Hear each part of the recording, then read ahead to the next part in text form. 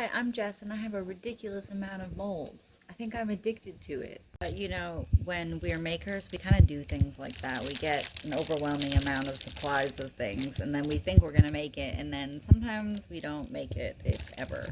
But the point of this video is to say, when you have a mold like this one and you're not really sure what it is, what do you do with it? That's what we're going to explore in this video. Someone in my last video where I had shown how I had messed up this silicone mold and then I went on to explain how to fix it, someone asked me a really good question. Because in that video I had suggested that when you have a brand new mold that you've never made before and you don't know where to center the wick or what the candle's really even going to look like this one, I'm not sure what it actually is. I have an idea, but I'm not certain. So I had suggested that you pour in just plain wax into it and then see from there where to center the wick. Now when you have the mold, right, and then you put your candle like on the bottom, it isn't really an accurate way to even tell then where to center the wick. But now that you have the shape of the candle that's made,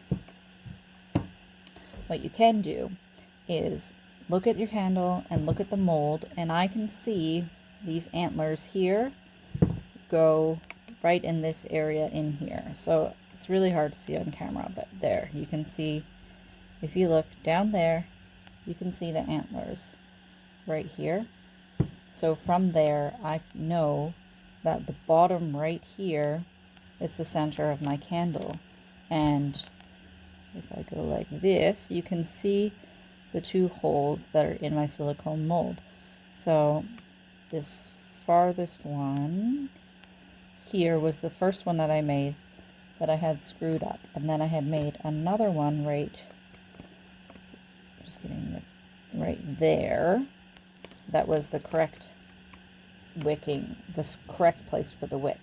So after you have got your candle made, you make the plain candle to see what the candle looks like, so in relation to the inside of your mold, so that you have more of an idea now where exactly to place the wick. So from here I can see like this big nose part goes down in this area here, and then this part is the top of the candle down here. And then I can just take like a skewer stick and get a rough center point in my mold, and either use the skewer stick to actually physically poke the hole, or what you can do is make an indent on the other side and then use something sharp like your wick scissors to then poke through where you're pushing up from the skewer stick, if that makes sense. So if I wanted to make the center here, I'd push that up. I can feel with my finger here where the skewer stick is, and then use my scissors to poke the hole to get where I want to put my wick. So now I'm going to show you how we're going to do this using this mold that I haven't made before, that I'm not really certain what exactly it is. Now, the best way to do this, to do it on the cheap, right, is that when you're testing candles, like when I had made this video right here, where I had made these guys and I was doing wick testing recently. Okay, I've kept one of the candles because I need to use it as a demonstration in a future video where I'm going to recenter the wicks and work on that wick video again. So I've left one, but the other three of them, I've remelted them into this pot. And all I'm going to do is take this wax, go melt it, and then pour it into here with no wick. There's no wick hole on this, no wick. Unmold it, and then I'm going to see how it turns out. So when you are doing testing and things like that, you can reuse your wax as long as you know, as long as you keep it consistent. So I know exactly what type of wax this is, how much color is used to make this color, and how much fragrance is in here. As long as you keep those factors consistent, that's when you can reuse your supplies and test things and make, like I had, for example, I had made this candle, and in the video that I had made with it, I showed you the purple candle, but I had made it with a 6.5 ACS wick, and I tested it, and that wick was way too big. It just burned like really fast. So I had about this much, 3/4 of the candle, still like that wasn't burnt yet, right? So all I did was I picked up this candle, I chucked it in my pot, and I remelted it. And this is a different candle now, and you wouldn't even know because it's the same color, it's the same fragrance, and it's the same wax. And this is the key. If you really keep things consistent for yourself, you can reuse the same wax and get better results, like faster for yourself. So now I've wicked it with a 4.5 wick, and now I'm going to test it, which I might as well just do right now because I'm talking about it. Or I think I need this for another video. Oh no, I'm done with this one. I'm rambling now. But now I'm going to go get the wax melted and poured in here, and then the next time you'll see me is when I'm unmolding it.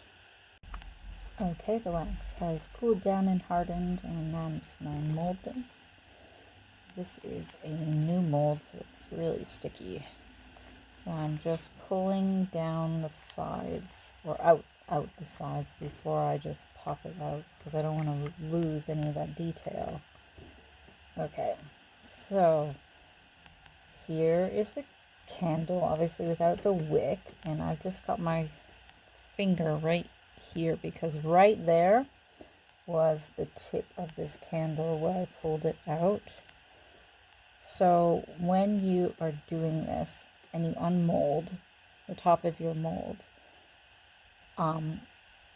do it slowly so that you can feel where the top of the candle is. So I know that the top of my candle is right there, or is going to be right there.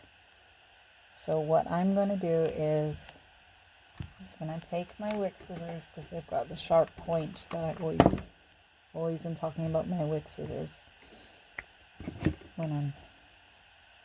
and I want, and this is an egg mold. It turned out to be a geometric egg, so I want my wick to come out right there. So I've still got my mold inverted, and I want to make a hole for my wick right there. And I'm just going to poke a hole from this side through, just like that.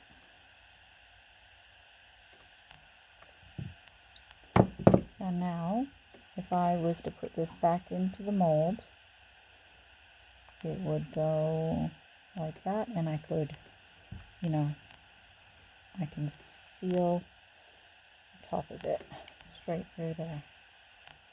So that's how you find the top of where you want your wick to come out of your candle. That's how you do it.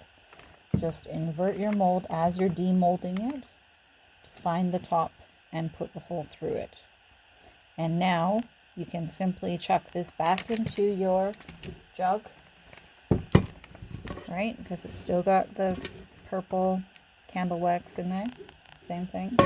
Just remelt that, and then you can melt it again, and this time add a wick to it, and then you're ready to go. Your candle's ready to go. So thanks again for watching. Hope this was helpful for you. I would like to help you with any questions that you have, or any other candle making things, so leave me a comment down below and I'll be sure to get back to you. If not with a comment, I'll make another video and follow up for you. So take care, have a great day, and in this end screen here there's some videos that you might like to watch next. So see you then. Bye.